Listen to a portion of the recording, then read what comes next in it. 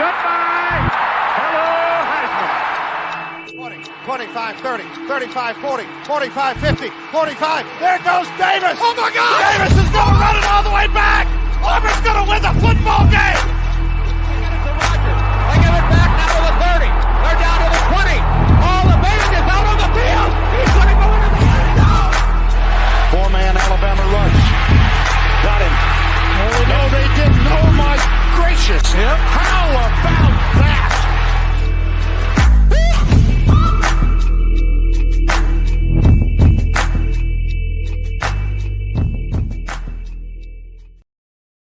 Well, hello, friends, and welcome to another edition of the Conference Power Ranks and Preview here on the Three Technique, the college football podcast at the intersection of the X's and O's and the Jimmies and the Joes with Trey Reeves and Garrett Turney. I'm Mitch Mason.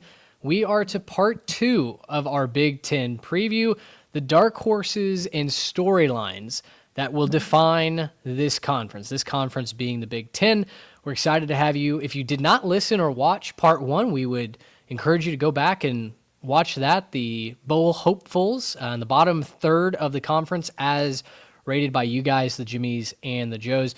But this one, we're starting to get into contender territory. And there are a number of teams over these next six programs that we're going to preview here that, guys, I'm really high on a number of them. I think you look at any one of these teams and you go, these guys all have the ingredients to be very special, and if they get on a hot streak, if they start to spring an upset or two, suddenly we're talking about them in the top 3-4 of the conference potentially. So we're excited to get to all of that. Of course, this episode, all of our episodes presented this year by Underdog Fantasy. Use our code 3TechPod for up to $1,000 in bonus funds and a free pick when you use that code over on the app. We're excited to have a bunch of content with Underdog this season, so make sure you join us over on the app and redeem that offer while you're at it. Guys, to kick off this episode, we wanted to give our storylines, basically themes or underlying questions that we have that will run through the entire season. And so, Garrett, I'll start with you. First thing that came to mind when I asked for your Big Ten storyline, what was it? My big thing on the Big Ten is just, have we finally, as a conference, beaten the top-heavy allegations, right? Like, it feels like for a long time, everyone talked about the Big Ten, and it was like, okay, you got Ohio State, you got Michigan, you kind of got Penn State, and then there'd be like one or two other teams that would ever jump up and compete, sometimes Wisconsin, sometimes Iowa. But now it feels like maybe the conference is a little bit better top to bottom than it's been in a long time, and I think a lot of, reasons for that, some NIL, some transfer portal, but honestly, just a lot of it's commitment to programs. Like a lot of the teams we're going to talk about going up this list, they've made big commitments to their programs. Teams that maybe formerly we would have thought of as weaker teams, don't care so much about football, have decided they want to win at football and they want to put a competitive product out on the field. I think we've kind of beaten those top heavy allegations. I think that the Big Ten Conference is a lot better top to bottom than it's been in a long time. And I think that makes for a much better product, obviously, on the field. But I think it makes for a lot more fun just trying to analyze like which of these teams is going to be the one to jump up. A lot of the teams that we have on this episode, maybe not going to be the ones that are going to compete all the way at the top, but the right thing goes the right way. You could see one of these teams finishing towards the top and maybe competing for a playoff spot. The depth in the Big Ten has certainly continued to improve year over year. I think at one time there was no objective way that you could argue that it was as deep as the SEC.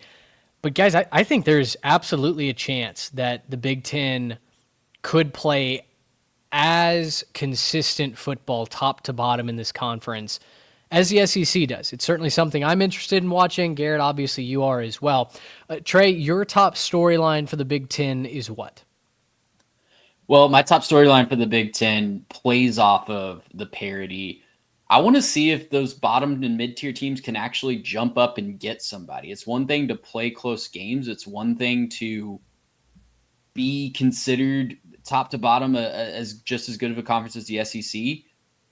Will there actually be a cannibalism like we saw in the SEC last year? And how will that be justified by the media that covers the conference? We certainly saw how it was justified in the SEC last year, that it just means more and anybody can jump up and get you. But the top of the Big Ten, like Garrett's talking about, has really done a great job over the last decade plus of insulating itself from that. They take care of business against those mid to lower tier teams, and there's not a lot of cannibalism. We could have seen the SEC have 5, maybe 6 teams in the college football playoff last year, but then you have a Florida jump up and get LSU and Ole Miss at the end of the year. You have an Oklahoma jump up and get Alabama. Will anybody cannibalize some of those bubble Big Ten teams and keep them from really taking over as the undisputed top conference in college football? I like it. I think there is a lot of similarities, I should say, between the three of our top storylines. For me, it's what happens if the Big Ten wins a third straight national championship, right? Ohio State's the defending national champion. Michigan certainly feels like they're getting back towards their elite ways after a down year in 2024. Oregon, they've been on the doorstep for how many years now? They went undefeated through the conference slate last year and just got obliterated by a red-hot Ohio State team.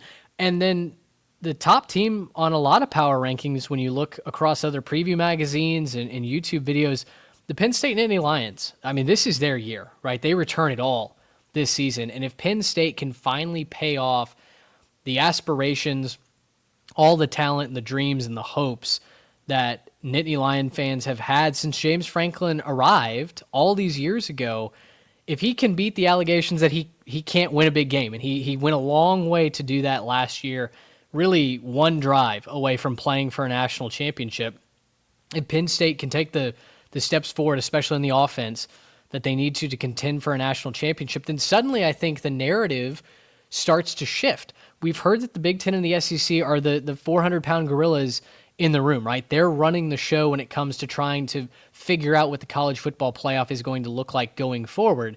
But they've gone back to the drawing table. They had originally set in on 16 teams. They couldn't decide on the right seeding, the right format, and so we're kind of at a standstill right now. If the Big Ten is able to win 3 straight national championships, I wonder what Tony Petitti then does the next time they come to the bargaining table, the next time that they sit down with the SEC and the Big 12 and the ACC. Maybe they start to go for even more seeds than they would have previously. It feels like a lot of future territory in college football, and in the impending Super League is up for claiming here. And I, for one, am very curious to see if a Big Ten team can pay that off and win the third straight championship, and then obviously what would happen after that. So let us know, write in at 3TechPod on all of our social handles, 3techpod@gmail.com. We would love to know what your major storyline is. You can drop it in the comments on Spotify as well, if some of you guys have started doing over these last couple of weeks and months. But without any further ado, let's get into our dark horses for the Big Ten Conference as ranked by you guys, the Jimmies and the Joes. If you're finding us for the first time, we sent out a survey about a month ago, said, hey, here are all these fun things to give away. All you have to do to be entered is rank our teams, rank the Big Ten teams and the other conferences as well. And so you guys put the Michigan State Spartans at number 12 in the Big Ten.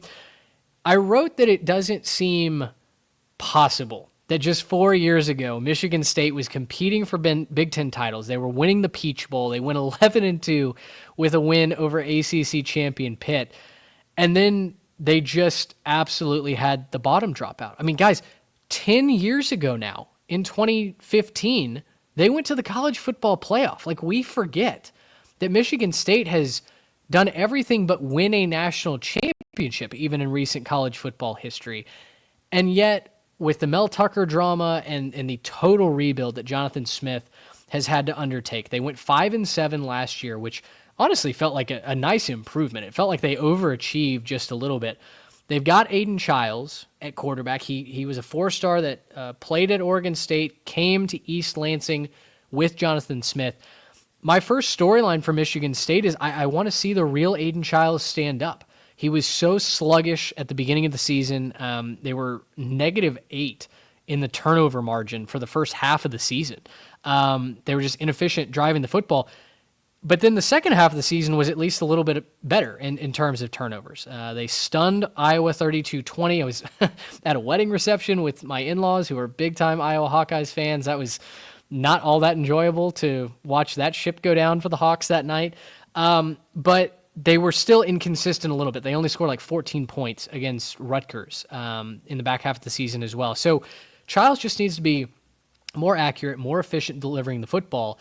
And with that, I think there's a lot of potential there because I love who's catching the football up there in East Lansing. The Spartans have a really solid trio. They've got Omari Kelly from Middle Tennessee State. He led the Blue Raiders in receptions a year ago. Nick Marsh was a sensational freshman last season. He's back. And then you've got Jack Veiling, who also comes back at tight end. I feel like people forget about him. Charles certainly isn't lacking for options. So when you look at this team and they've got the over-under at 5.5, Trey, I think they can start 3-0. They've got not a soft schedule necessarily to start, but a very winnable first 3 games. You just have to find 3 other games down the rest of the season. I think Michigan State can absolutely go bowling at a minimum, so I would be inclined to take the over here, 5.5 wins. I don't hate that pick at all, I should say. I think that's I think they're primed for a year 2 breakout under Jonathan Smith. I think Jonathan Smith is a fantastic coach. You look at what he did at Oregon State, his alma mater, getting them out of the doldrums of the Pac-12 before that conference dissolved. The big elephant for the room, for me, on the offensive side of the ball at least, is the offensive line.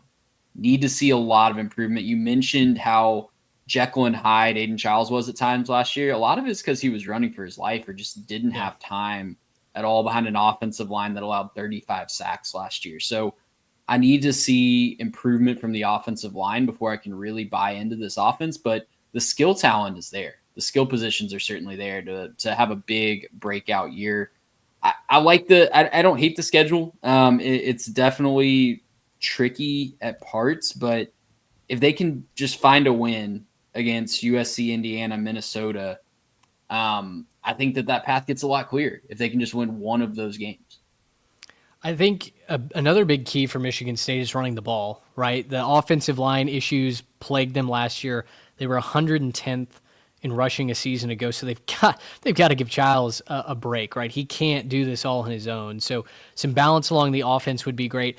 I like what they did along the defensive line as well. They bring in a couple of transfers. They get key starters like Alex Van Sumeren, who comes back, and then they get Isaac Smith, the edge rusher from Texas Tech, out of the portal. So, their schedule, and I've got that pulled up right here if it'll just load. It starts fairly simply, I think, for the Spartans. You've got Western Michigan, Boston College, and Youngstown State. I don't know what to expect from Boston College, to be quite honest. I mean, they've been up and down over these last couple of years, and we've liked what they had going at times. Grayson James obviously taking over at quarterback there. They're not a just Sharpie in a win if you don't show up, but you should start 3-0. And then conference plays at USC, at Nebraska around a bye week, UCLA at Indiana, Michigan at Minnesota, Penn State at Iowa versus Maryland. So, the conference games, they definitely have a trickier schedule on the road. Their road games are brutal. But if they can win in East Lansing, if you can find a way to knock off USC or Nebraska on the road, that feels massive. You can beat UCLA for homecoming, and then maybe you win in Detroit against Maryland, and that at least gets you to 6-6. Yeah, I'm more on the pump the brakes with Michigan State, and it doesn't really have much to do with the team. I think the team will take a step forward. Obviously, Childs needs to take a step forward to get where they want to go. For me, it's just the fact that a lot of their toss-ups are on the road that makes me want to pump the brakes, right? Like, you have to go to USC, you have to go to Nebraska, you have to go to Minnesota, you have to go to Iowa. Those are all games that I could see them realistically maybe jumping up and winning, but you got to go play all those on the road. And for me, that's just a lot to ask of a team. Again, breaking in a lot of new pieces on the offensive line. They've got the skill positions there. That's going to be fine. A team that really couldn't run the ball that well. Hoping to see more out of that. Again, you just for me, it's a lot of the toss-up games. Then you kind of salt that in with the Indianas, Michigans, Penn States of the world. It's a tough schedule. It's for me. That's the only reason why I'm going to say, like, okay, if you're just looking at the opponent, maybe it's not that bad, but just the way that it's lined up, it's a lot of road games, and you just don't want to see that for a team in a second season. Now, that being said, if you're wanting anyone to lead your team right now, Jonathan Smith is a steady hand. He's going to have those guys ready to go. I believe he can take his team on the road and get that done, and maybe you can find a way to win one of those games against a USC or a Nebraska, who's probably a little bit on the desperate side right now. Maybe USC a little bit more than Nebraska, but maybe one of those teams gets a little bit more pressed and is trying to do a little bit too much to save a job or to prove something. Maybe you can do something like that. But yeah, just it's a reason why I'd pump the brakes. If they can go out here and start maybe 4-1, you'll hear a different tone from me, right? I think you get a lot more props if you can start that 3-0 and then split one of those between USC and Nebraska to start your season. One thing I think they'll have going for them too, guys, is I think the injury luck will probably even out a bit this year. Last year, the defensive back room just decimated with injuries. 9 guys missed time last year with an injury. I think they were down to 4 or 5 healthy defensive backs on the whole roster late in the year for one of their games last year. So maybe that injury luck will even out as well, and they can finally get some consistency back there. But 3 true home games in conference play is tough, and 2 of them are Michigan and Penn State. That's just really rough. I like that they're trying to energize the fan base in Detroit. That's kind of cool, but you'd like to see that on campus, I think, this year with the way the schedule shook out. Yeah, it does. It does feel like the cards fell a little unevenly with the home road splits, but I don't think the gap between USC and Nebraska and a team like Michigan State is all that large, right? So to Garrett's point, if you can pick off one of those on the road, suddenly you're feeling a lot better in East Lansing. And I do believe in the job that Jonathan Smith is doing. They overachieved a little bit last year. Overachieving this year, according to Vegas, is 6-7 wins, right? And the betting public currently is favoring Sparty getting to a bowl game. Number 11 on our list and on the power ranking, according to you guys, the Jimmies and the Joes, much to my chagrin, the Minnesota Golden Gophers. Trey, we were talking about this in our Discord. I was incensed to see the Golden Gophers this low. You and I are very high on what PJ Fleck has done. They've been the model of consistency for the most part since he left Kalamazoo in Western Michigan, and I really do like this roster. You said in a message that you think that they've got a path to 9-10 wins. I really think they do. I think this is a team that a lot of people around the country, maybe not necessarily in Big Ten country, but I know certainly outside with us coming from Texas, I don't hear a lot about Minnesota outside of maybe Big Ten focused shows. But you've got Drake Lindsay coming in. I'm really high on him. I think he can take over that role that Max Brosmer had last year.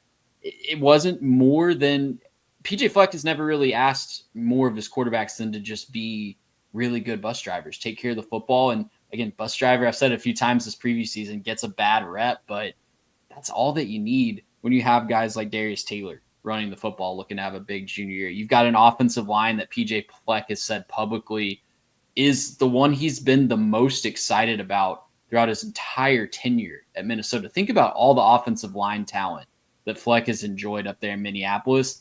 This unit is what he's gone on record saying is the one he's most excited about. So this is a squad, man, that I'm really, really high on.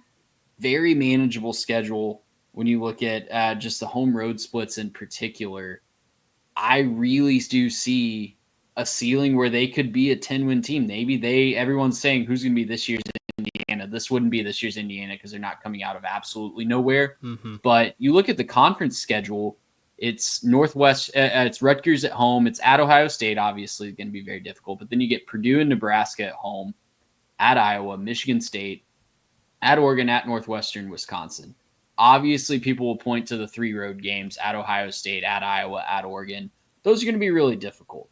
If you find a way to win one of those somehow, you're looking at probably a 10-win Minnesota, and we're having to talk to our kids about that. Gosh.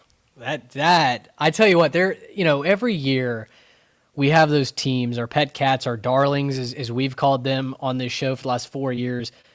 Every year there's one of those teams that you just kind of fall in love with. And writing the preview, man, I love Minnesota.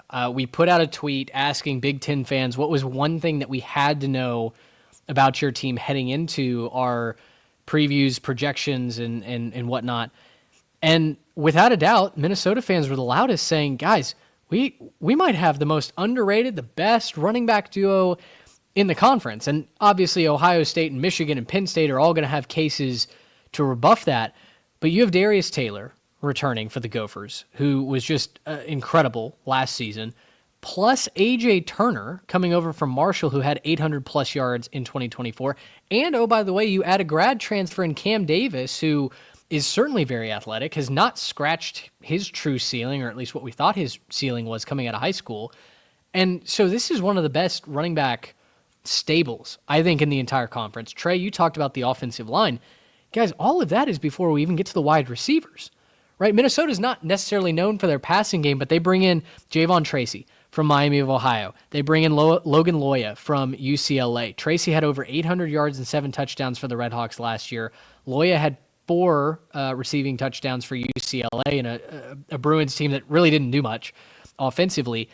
And then they pair with Lameka Brockington and Christian Driver. How old do you feel knowing that Donald Driver's son is catching passes for the Golden Gophers? And all of a sudden you start to go, you know what, this offense, if Drake Lindsey can live up to those expectations and just be a solid QB1 in the conference, man, I'm really high on Minnesota. I love what the Golden Gophers bring in. We haven't even talked about the defense either. In the preview, my storyline here was cry havoc and let loose the Gophers of war. Danny Collins is known for naming his style of defense havoc, right? How hard we play, attacking style, violence, playing together as one. That one doesn't work quite as well. And compete level. Depending on how you outline all of that, you can spell havoc in the puzzle. But Coy Perch is maybe the best safety in Mid-America, in the conference, in the country. I mean, you tell me what his ceiling is. Minnesota native, absolute stud, running the defense back there. They returned 2 starters on the defensive line in Devin Eastern and Jalen Logan Redding. And I like the linebackers. They're replacing some starters there, but plenty of snaps. So all of that to say... You didn't even mention the guy I'm most excited about on that defense, Mitch. Anthony Smith off the edge is going to be a full-time starter this year. He started 3 games last year. It was kind of just a pass rush specialist on third down, but still logged 6 sacks. Led the team. So you love that. I'm pumped to see what he can do in a full-time starter role. It's havoc defense, baby. So anyway, you can tell we're very high on the Golden Gophers. I personally feel like 11th in the power rankings was just a tad low. I have them certainly closer to that contender tier, and it sounds like you guys do as well. Number 10 on our list is the Nebraska Cornhuskers, and I think this is going to continue to be a polarizing team in the Big Ten. Last year, Nebraska finally broke through. They finally made it to a bowl game and won in a soggy Fenway Bowl over Boston College. Dylan Raiola comes on the scene, and he was fine. Didn't take the top off every defense like maybe some people were projecting him to. Certainly didn't make it to the playoffs like we had maybe talked about last year in our preview season. But it was... Listen, that was a long shot bet. You know it. Come on. It was... I was just throwing some money out there. It was, listen, the schedule, the way you broke down the schedule, you made a convincing case. They just didn't quite make it there. But Matt Rule continues to stack wins and continues to level up the foundation. And that's been the recipe for success everywhere Rule has gone, right? Did we see the year 2 run to the playoff and a jump to 10 wins? No. But I think in practicality, you're starting to see the buy-in, the culture, and Matt Rule's system get in place. Garrett, I feel like the offense certainly needs to be more efficient, but Nebraska is headed in the right direction. And in a conference that's as loaded as the Big Ten is, that's worth something. Nebraska is on the Matt Rule schedule. It's all according to plan so far. I went and looked at this just to make sure I'm not going crazy here. Year 2 at Temple, they went 6-6. Year 2 at Baylor, they went 7-6, and year 2 at Nebraska, 7-6. We're right on schedule. You want to hear the year 3 records? At Temple, year 3, 10-4. At Baylor, year 3, 11-3. I'm not telling you to buy the Nebraska stock. All I'm saying is we are right where he's used to being, and we're doing the exact thing that you're supposed to if you're a Matt Rule rebuild team. And they didn't even start as down in the dumps as Temple or Baylor did. I mean, both of those teams were like 1 or 2 win teams in those first years. So, look, obviously when Nebraska gets a bigger program, it's a lot more eyeballs on that, and the selling out and all that stuff like that. And Raiola has made it, maybe difficult on himself with some of the antics and the trying to look like Pat Mahomes and all that stuff. For the record, I have zero issue with it. Play your game, do your thing, but you got to back it up at a certain point. I think, look, it's just time for a year 2 for him to make that jump. It's time for him to get the full year, in the offseason program and with the weightlifting and the learning the offense and everything else. I'm really excited about what this can do, especially with the Dana Holgorsen offense. I think that this is going to look a lot better. At least I'm hoping it looks a lot better for Nebraska fans' sake. I'm fairly high on Nebraska this year. I know that we maybe jumped the gun a little bit last offseason with them, but I think there's a lot of reasons to be excited about Nebraska this season. I think one of the biggest reasons when you talk about quarterback development, early on in the season under Marcus Satterfield, Raiola did not look comfortable. They were trying to throw the ball down the field way too often behind an offensive line that just frankly wasn't that good. And so you saw Raiola take a lot of bad sacks, and it threw the momentum of a number of drives off. As soon as Dana Holgorsen got in town, he leveled up the physicality of that offense, and he started to institute a lot more of those quick pass plays, right, to get the quarterback in rhythm, get them comfortable. So now you bring in a couple of key transfers along the offensive line. Rocco Spindler comes over from Notre Dame. That was surprising to see him leave South Bend. Elijah Pritchett comes from Alabama. And so this is one of the most talented offensive lines I think that Nebraska has had in a number of years. And then you throw in guys like Dane Key, hell on wheels at the wide receiver spot from Kentucky. Nazea Hunter, who had a great freshman season at Cal, transfers over to the Midwest to play wide receiver for the Huskers. And suddenly you can start to see very on brand for Matt Rule, that progress take place. And if you're compounding the wins, just like you do in finances, right, suddenly you start to get those bigger and bigger returns that can really grow the bank account. It wouldn't shock me, given the roster construction this year, if Nebraska was able to reel off 9-10 wins. Now, the question that I have going into the season for Nebraska is the defense, right? They lose Tony White to Florida State. They lose Terrence Knighton to Florida State. Those were big losses along the defensive staff. But Rule elevates John Butler from within the program, and he loves to attack, right? That was one complaint that Nebraska fans had, I think, all throughout last year, was it just never felt like the defense was necessarily like winning the fight. It didn't feel like they were those dogs kind of at the throats of their opponents. This year, that's exactly what Butler wants to do. He wants to get in the backfield. He wants to sack your quarterback. He wants to turn up the heat on third down. And, he most recently turned the Buffalo Bills secondary into kind of a no-fly zone from 2018 to 2023. So the guy's got some skins on the walls. If he can see results early, maybe you do start to see that momentum really build for Matt Rule and Nebraska have a special season. I think the one thing that's giving me a little bit of cause for concern for Nebraska is that front seven. Rebuilding the defensive line. It's been strength for both of Matt Rule's first 2 years. They're just going to have to rebuild. I'm not saying it's not talented. I'm not saying that they don't have some dudes that could step in, but they are going to have to find that rotation that works for them. And the linebacker core is just young. They're going to rely on a lot of freshmen and sophomores to fill out their rotation. They did go get the Sun Belt Defensive Player of the Year in Marquise Watson-Trent. So that's a big pickup to bolster that linebacker core. But, man, I was ironically high on Nebraska last year. I actually am high on Nebraska this year. I think 9-3 feels about right to me. It would fall a little bit short of the Matt Rule year threes that Garrett broke down earlier, but 9-3, you're splitting the 4 games that I think are going to decide this season are Michigan at home, at Minnesota, and then USC and Iowa at home to close the year. I think if they can find a way to split those, maybe lose to Penn State, that's fine. You're looking at 9-3. If they can find a way to go 3-1 in those 4, they're in the college football playoff. But, man, I think, yeah, I know. You're not wrong. I mean, just schedule-wise, that's some pretty significant wins. For me, the big ones. But, guys, you look at the beginning, they're either going to start 8-0 or 4-4. Like, like nothing in between. Yeah. Sorry, Garrett. Go ahead and finish your No, I was saying the big one for me is just that Michigan game. I think it's all going to kind of hinge on that one in terms of that early season success and the ability to ascend to one of those top-tier things. there's not really a lot of opportunities for those big, like, marquee wins through the season up until they get, in my opinion, up until they get to Penn State. I mean, it would look good to beat USC. I think we would all respect a win against Minnesota on the road.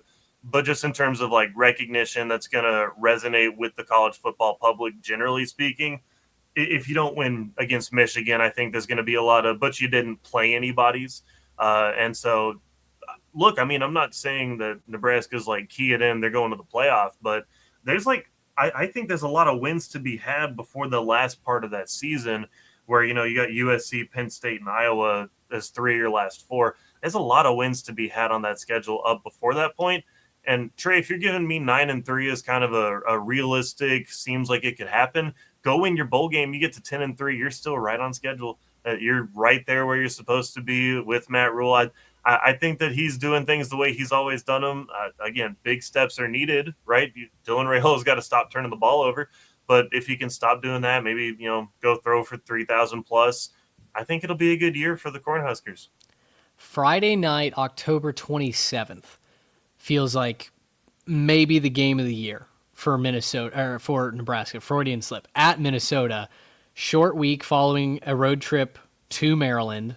So it'll be multiple weeks since they've been home.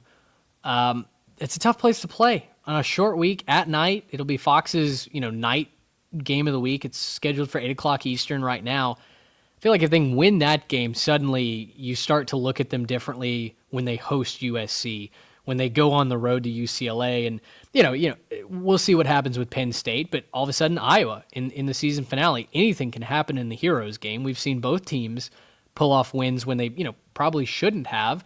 And this year, I don't know that you're going to be able to say that about one of those two teams. I think Nebraska and Iowa are both going to be very strong teams, and so truly, a rivalry game against two teams maybe contending for a spot in the college football playoff, potentially a dark horse bid at a conference championship game. There could be a whole lot on the line at the end of this year, and I am very, very excited to see that. Last note I'll say on Nebraska, Trey, you mentioned the defensive line. Riley Van Poppel is going to be one of those guys that they look to really lead the Huskers up front.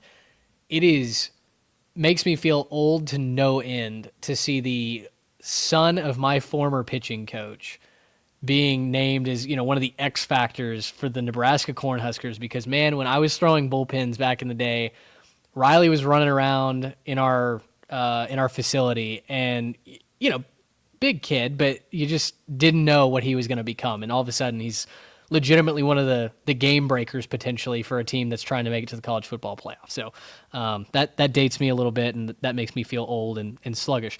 So we'll move on from the Huskers. We'll go to the 9th ranked team, according to you guys, the Jimmies and the Joes, the Washington Huskies. Trey, you said a couple of episodes ago, not a Big Ten preview, obviously, that we were high on the Washington Huskies this year. And at the time, I thought, I mean, I think I am, but they're going to have to prove it to me. And the more I dug into the team and what they return and what they bring in, the more I am buying what Jedd Fisch is trying to build in year 2 in Seattle. I think Washington has a tremendous ceiling this season. It starts with the quarterback. It starts with Damon Williams Jr., took over late last season from what everybody thought was a stable quarterback situation, but Williams just ended up being the more athletic and more consistent passer. And you could see that the ceiling that Damon had was going to be the future of the program for the Huskies. And so Jedd Fisch said, all right, let's roll the dice there.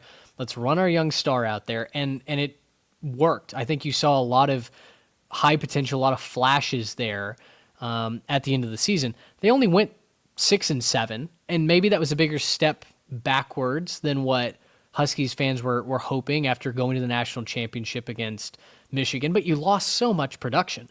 And so to even make a bowl game, in my opinion, was a huge win for Jedd Fisch. This year, you get Jonah Coleman, back at running back. The passing game looks like it's going to continue to soar. The Huskies' defense looks like it might be scary as well. There's a lot to like up in Seattle. I've upgraded from high on Washington to hot and bothered by Washington. We like that. I'm really excited about Damon Williams in this offense. You mentioned Jonah Coleman. Denzel Boston is a great wide receiver to build around. They also got Amari Evans from Penn State. And I think Amari is going to be very excited to be playing in a different offensive scheme and show what he can do. But man, this is a team that went 6-7 last year, yes. But you mentioned the talent drop off, the rebuilding that they were trying to do on the fly. What you didn't mention is against the hardest schedule in the Big Ten. And they went toe-to-toe with a couple other teams and almost got some wins that would have really started to make some noise on that schedule last year. So I think this is a great team. Offensively, I think they're going to be awesome. I think they're going to be one of the best offenses in the Big Ten. Defensively, got a lot of question marks for me. Only got 20 sacks last year. They lost 3 starters on the defensive line. The linebacker core is a massive question mark to me. But they do at least have something to build around. I'm to the point where I just trust that Washington is going to have a good secondary because we've seen that across like 3 or 4 straight coaches now, that if all else is going wrong, we can rely on good corners and safeties for the Washington Huskies. But yeah, I think this is going to be a really, really fun team to watch. It's an easier schedule. They do get 5 teams coming off of a bye week this year, which feels really unfair. Yikes. The opponent, meaning the opponent, is having a bye going into that game. But the 3 games that are going to decide just how good this is. They get Ohio State at home. They're at Michigan. They have Oregon at home to close the year. They get one of those 3. I feel pretty comfortable with them being an 8 or 9 win team.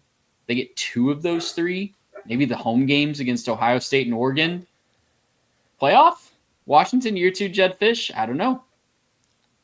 It could be on the cards. I think you mentioned the defense is a question mark. I wrote in the preview they could be scary. And Garrett, I think so much of it is going to focus on Ryan Walters coming over from Purdue, where things did not go great, right? 5-19 in 2 years as a head coach. But, and I wrote this respectfully as I could, I said Ryan Walters is exactly where he belongs, coaching a fast, physical defense. And when you look at what they upgraded with in the portal, last year at times they could not stop the run.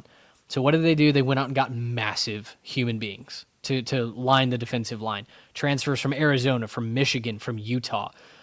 They did take numerous transfers at the linebacker spot.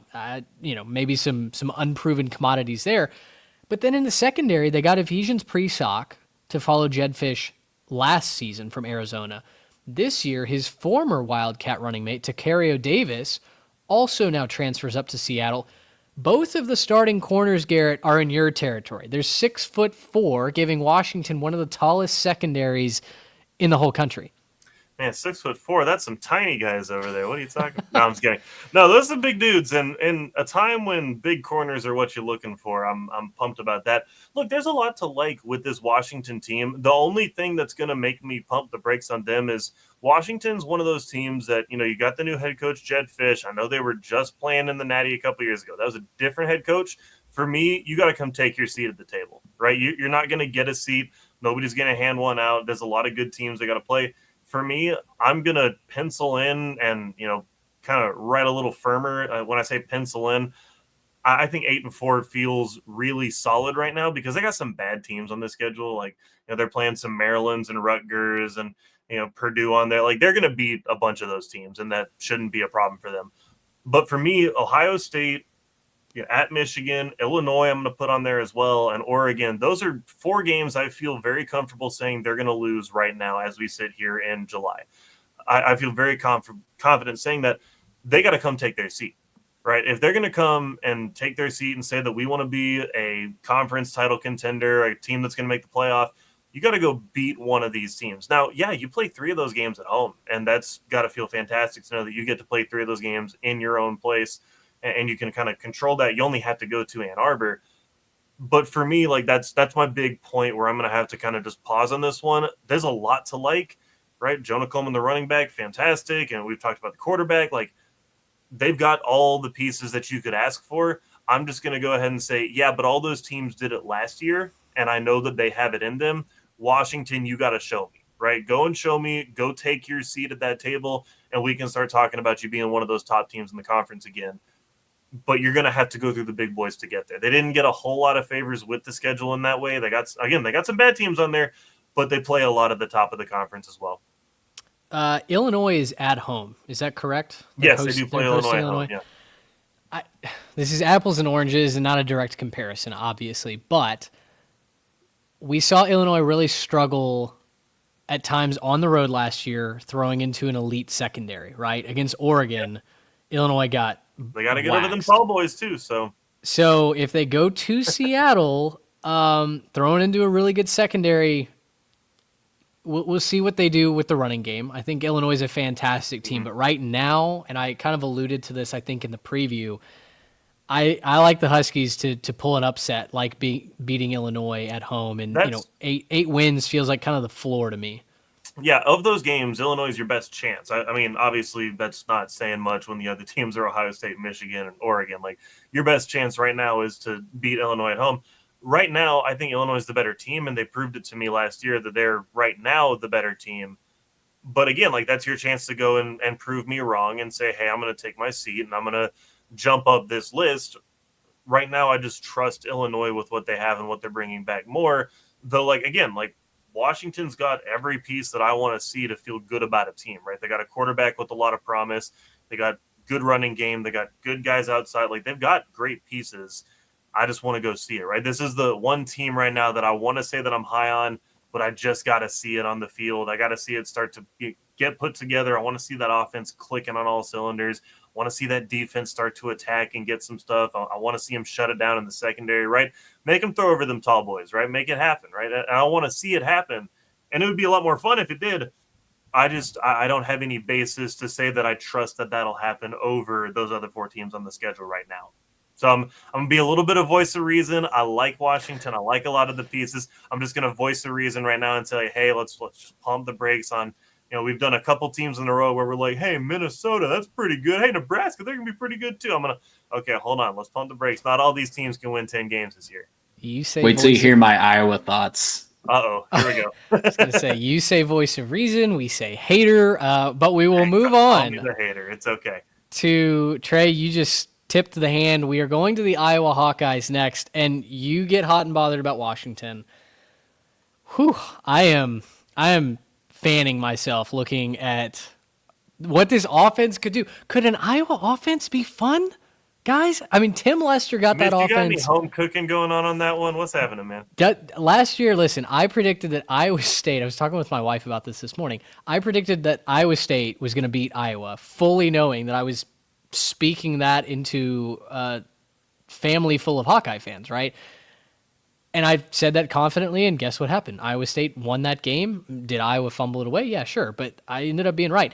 This year, I told her I feel the exact opposite. I am so high on the Hawks this year because Tim Lester, without a real steady option at quarterback last year, got that offense up to 72nd overall. Did he have Caleb Johnson running the rock? Absolutely he did. But to quote Moneyball, he's not a guy we're going to replace one-to-one, but I think we can replace him in the aggregate. And then you throw on top Mark Gronowski, all-world everything from the South Dakota State Jackrabbits, FCS legend that comes in to play quarterback. And Trey, I mean, I'm having a hard time not saying that, yeah, we're talking 10-2 Iowa Hawkeyes going to the playoff. Let's go party in Iowa City. I'll say it. Iowa's going to win 10 games this year. I'm going on the record right now and saying that Iowa's going to win 10 games. When is the last time? Season. You get a 10-win season. Listen, with Washington, it was they might be able to. Yeah, if they it was can, 8. That's fair. It was 8 or 9. If they get one of those 3, Iowa will win 10 games. I'm going to go on the record and say that right now. We haven't seen an Iowa quarterback as good, not just fun, as good as Mark Gronowski since when? Ever? In the Kirk Ferentz era? Probably going back to before all of us were paying attention to college football because he's been there forever. I'm sure he's had best pure passer in Iowa City, at least it's Ricky Stanzi in the early 2010s, right? I think that's fair. I think that's fair. I think that's where you can start having that conversation. So think about all the good teams. The defense slipped a little bit last year, and there were the jokes running around. Well, Iowa has a top 80 offense, so the defense is going to take some slips. But in all honesty, they were rebuilding a lot on that side of the ball, and they got a lot of guys with experience this year. So I'm thinking the defense is going to take a step up. I think that they're another team that has most of their difficult games at home. 3 of their 4 toughest games, Indiana, Penn State, and Oregon, all at home. They do go to USC and to Iowa State, but they tend to win that game in Ames. They both those teams have won in each other's stadium in the Cy-Hawk game the last few years. So I look at this schedule and I look at this team, and I think we've always joked, what would Iowa look like if they had an offense? And they're going to have a passing game. Now, Caleb Johnson, we shouldn't just dismiss and say we can replace him in the aggregate, because I think that dude is going to be one of the steals of fantasy football drafts in the NFL this year because of how good that he is just as a purely talented running back. But I do like the pieces they have. Kamari Moulton in particular looks to be the real deal. I hope he can hold up to the workload that he's going to get, but if that's the main question you have about an Iowa offense, can the running back hold up to the workload?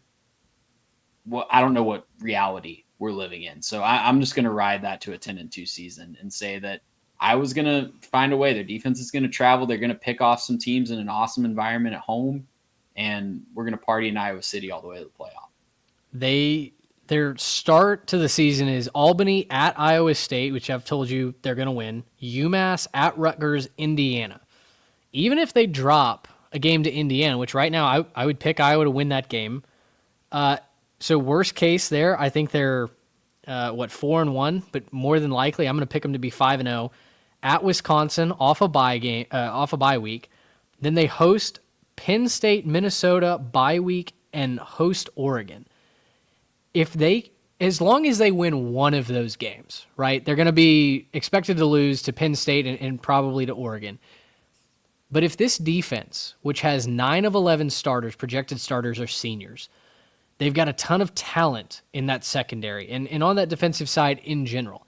If this Iowa team plays like we expect them to on the defensive side, and if that offense continues to progress, if they continue to be more balanced, if Gronowski's able to find guys like Riley Vander Zee down the field to give the defense something more to think about than putting 8 guys in the box, why not Iowa? Why not the Hawks? Look, I was kind of teasing with y'all about just throwing out all the positive all the way. But look, at a certain point, I'm not going to throw cold water on the Iowa bandwagon. Like, this is a good team. I think that this team really does have 10 wins in them. Like, I think you're pretty right. And for me, this whole season hinges on how good Indiana really is, because Indiana, for me, is the biggest question mark right now in the Big Ten of like, okay, was that a fluke or are you guys for real? Like, is this a really good program now? Is Signetti like, college football Jesus, or is this just like a one-off and, Curtis Rurker's good. Okay, that was fun. See you later. For me, that's kind of where this hinges, right? Is if Indiana's really good, I'll put them at 9-3. If they're not, like, yeah, you're kind of right. There's not a whole lot of games that scare me. I think Penn State probably wins that game, and I think Oregon probably wins. But outside of those two, Iowa's got a really good chance to be the realistic favorite in all the games that they're playing. They should keep playing good defense. The running game really is the one place where I want to see it. And if I'm going to go any sort of pessimism, it's just going to be on the run game. But like Trey was saying, like, I'm not going to doubt the Iowa run game. That seems like pretty foolish talk. And, I think the quarterback can kind of help you out in that regard as well. So I think there's a lot of things you can do to find your way to, as you were saying, Mitch, recreate Caleb Johnson in the aggregate. I don't know if it's a possible thing that you can do, but there's a lot of things they can do to try.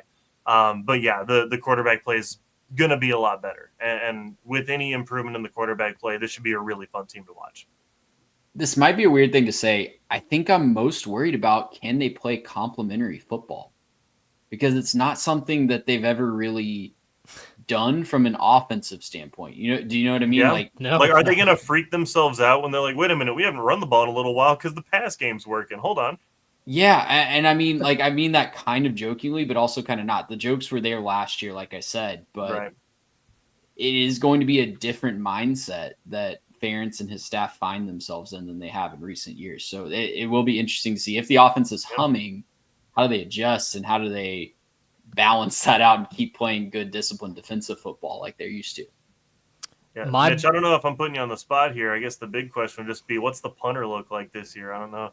I don't know how the punt university is doing over there, but Yeah, I know they're pretty fond of their. They're not going to kicking need game. him this year. He's just going to be on the sidelines because they're going to score all the points. he's just going to be he's going to be a celebrity just doing cameos over on the sideline. They might not need him all that much.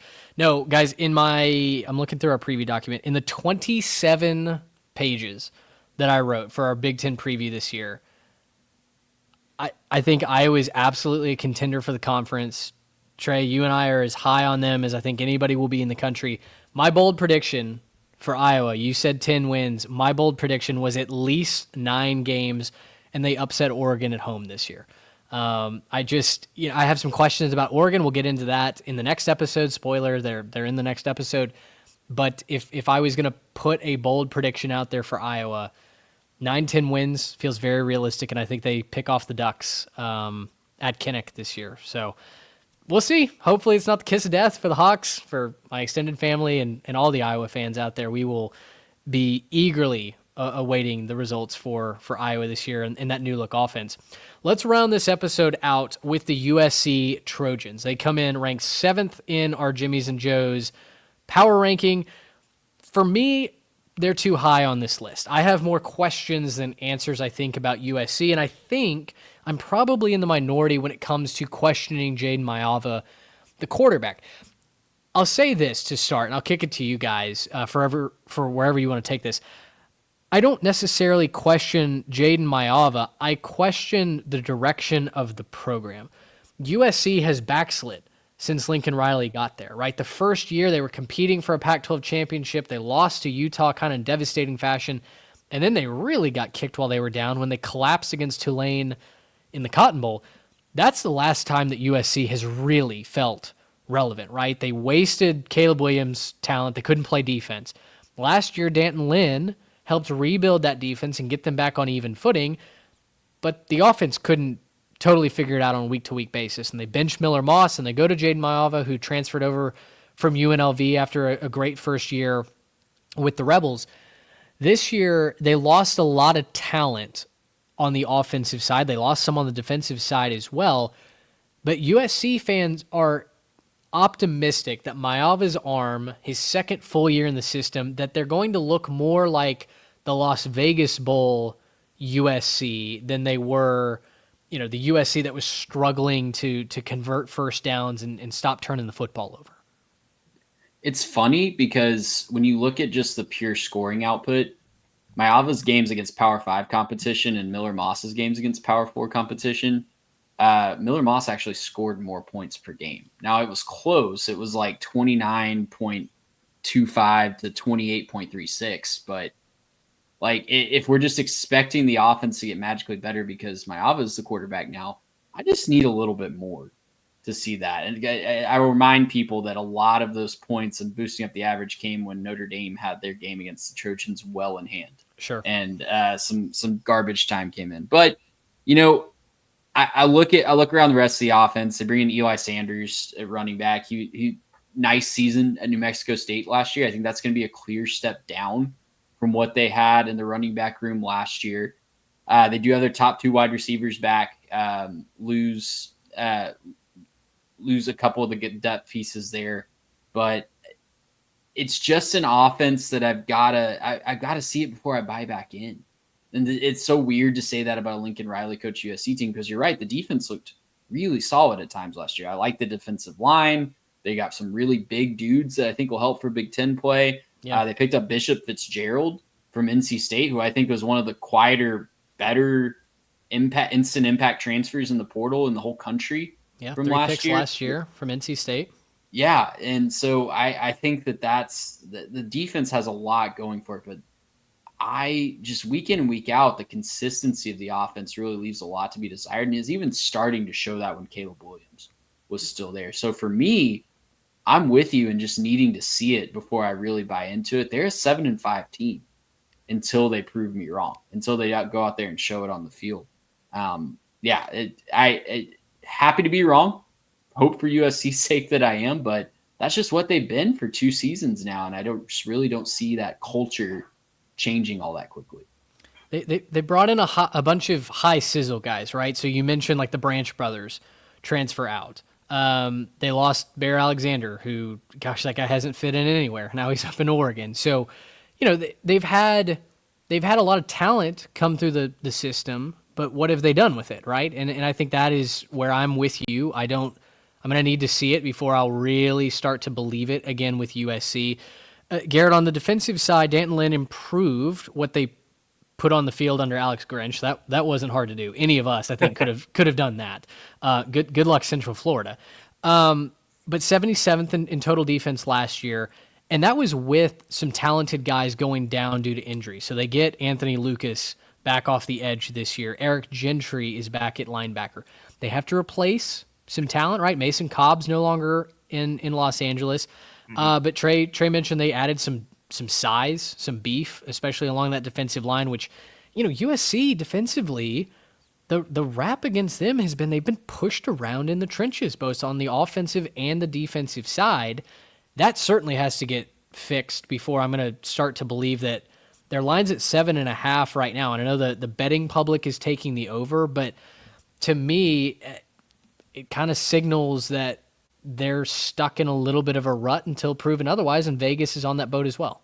Yeah, stuck in a rut is kind of the right way to put it with USC. And look, they're going to have to find a way to stop the run and get beefy on the inside, because looking at their schedule, they got a couple of teams in a row where that's just the identity. You got at Illinois, you get a bye week, you play Michigan, you play at Notre Dame. Those are 3 straight games. You're playing teams that are going to punch you in the face with the run game. Like, that's just what they're going to do. That's what they're designed to do. That's what their team identity is built around. And then, by the way, yeah, you still got Iowa, Oregon on the end of that schedule too. Like, there's a lot of teams going to want to do that. So that's going to put you to the test. And maybe they're more improved at it. Maybe they're a little bit better on the defensive side. But, like, can this defense compensate for the drop in offensive production? That's the big question for me is, and this has been my through line on USC, and I'm going to keep saying it until someone shows me something else. Lincoln Riley is now off of his Bob Stoops laurels. Like, he got to rest on what Bob Stoops did from Oklahoma.